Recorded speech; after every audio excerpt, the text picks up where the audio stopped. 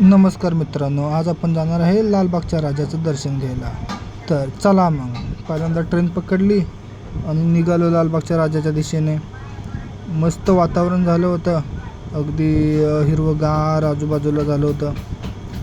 वड्यामधून पुढे आलो, तिथून पुढे हिरवंगार झालं होतं. बघितलं, मस्त पावसाचं वातावरण झालं होतं. पुढे आलो आणि कॉटन ग्रीनला उतरलो. कॉटन ग्रीनला उतरल्यावर पहिल्यांदा बघितलं, म्हटलं आज कॉटनच्या राजाचं दर्शन घेऊया. मग शिरलो कॉटनच्या राजाच्या गेटच्या आतमध्ये आणि कॉटनच्या राजाला आता 87 वर्ष होतं.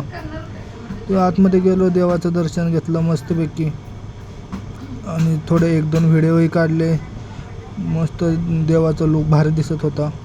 तिथून पुढे आलो, म्हटलं लालबागच्या राजाला जावं, पण तिथे गर्दी खूप होती. एवढी गर्दी होती की लाईन पाक काळा चौकीकडे आली होती. म्हणून पहिल्यांदा काळा चौकीचा राजा बघायला ठरवलं. काळा चौकीच्या राजाच्या आतमध्ये गेलो. मस्त डेकोरेशन बनवलं होतं. डेकोरेशनमध्ये गणपती एकदम उठून दिसत होता. मग पुढे आलो चिंतामणीचं दर्शन घ्यायला. चिंतामणीच्या गेटवरून आतमध्ये शिरलो आणि राजाचं दर्शन घेतलं. चिंतामणीचा राजा उठून दिसत होता. बाहेर आलो आणि ते लालबागच्या गेटवर तर खूप गर्दी जमली होती. सर्वजण आतमध्ये जाण्यासाठी एकमेकांवर तुटून पडले होते. मग काय त्यांना जरा आसरा दिला, जरा बॅरिकेड धरून ठेवला, तरी पण ते ऐकत नव्हते. तरी ते तुटून एकमेकांवर पडत होते. आतमध्ये शिरायला सर्वजण मेहनत करत होते. प्रत्येकाला लालबागच्या राजाचं दर्शन घ्यायचं होतं, म्हणून सर्वजण प्रयत्न करत होते. एवढे जण सांगत होते पण कोण ऐकत नव्हतं. त्यामुळे आरडाओरडा होत होती, माणसे ओरडत होती. तसंच त्यांनी थोडंफार इकडे तिकडे करून आतमध्ये शिरायचा प्रयत्न करत होते. प्रत्येकाला लालबागच्या राजाचं दर्शन घ्यायचं होतं. तिथून पुढे निघालो तर एक छोटी मुलगी रस्सीवर बॅलन्स करून कसरत करत होती. तिचे दृश्य पाहून भारी वाटलं. ती एकदम कंट्रोल करत होती. पुढे निघालो तर मुंबईच्या महाराजाच्या गेटवर येऊन पोचलो. तिथे 12 ज्योतिर्लिंगपैकी एक असलेलं तेलंगणात रामेश्वरम मंदिराच्या तिथे पोचलो. त्यांनी त्या रामेश्वरम मंदिराचा देखावा एकदम उत्तम प्रकारे साजरा केला होता. त्याच्या आतमध्ये गेलो, देवाचं दर्शन घेतलं. गणपती बाप्पा एकदम भारी दिसत होते. हनुमानही त्यांच्यासोबत होते.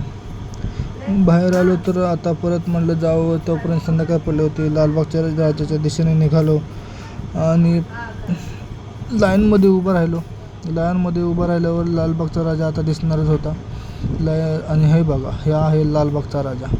तसंच गर्दीमध्ये पुढे सरकत लालबागच्या राजाच्या दिशेने गेलो. देवाला पाहून आता जरा भारी वाटत होतं. मन एकदम भक्तिमय झालं होतं. वातावरण एकदम भक्तिमय झालं होतं. त्याचा आनंद होत होता. तसंच पुढे गेलो. आता चरणस्पर्श करण्याची लाईन पण पुढे आली होती. आता त्यांच्याकडे चरणस्पर्श होणार होतं. मग काय अगदी भारी वाटत होतं, आनंद वाटत होता की आज पहिल्यांदा आयुष्यातून चरणस्पर्श करण्याची संधी भेटणार होती. मग काय पुढे सरकत लाईन गेलो. चरणस्पर्श जवळ आला होता. मग आणि आजूबाजूला मुखदर्शनासाठी पण खूप गर्दी जमली होती. ही बघा मुखदर्शनासाठीची गर्दी. खूप जण मुखदर्शनाच्या लाईनमध्ये उभे होते. त्यातून वाट काढत मी पुढे सरलो आणि मग चरणदर्शन जवळ आलं होतं आधी, त्यामुळे पुढेही गर्दी जमली होती. त्यातच वाट काढत पुढे गेलो आणि चरणदर्शन घ्यायला लागलो. लालबागच्या राजाचं दर्शन घेतलं आणि चरणस्पर्श झाला. हे बघा, चरणस्पर्श घेतलं आणि मग पुढे निघालो. बाहेर आलो तर बाहेर